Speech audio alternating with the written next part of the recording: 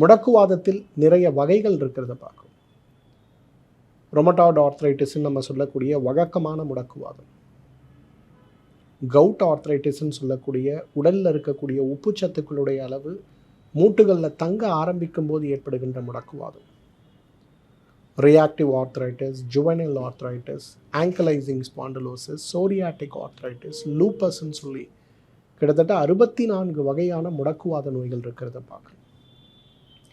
இந்த எல்லா விதமான முடக்குவாத நோய்கள்லையும் மிக கடுமையான, சிரமமான, மற்ற உறுப்புகளையும் பாதித்து நம்முடைய இயக்கத்தை, ஏன் மரணத்தையே நமக்கு கொடுக்கக்கூடிய மிகப்பெரிய முடக்குவாத நோய் எதுனா கவுட்டுன்னு சொல்லக்கூடிய ஒரு ஆர்த்ரைட்டிஸ். இன்றைக்கு உலகத்திலேயே மிக அதிகமான கவுட் நோயாளிகளை கொண்டிருக்கக்கூடிய முதல் 10 நாடுகளில் இந்தியா ரொம்ப முக்கியமான ஒரு இடத்தை பெற்றிருக்கிறத பார்க்கணும்.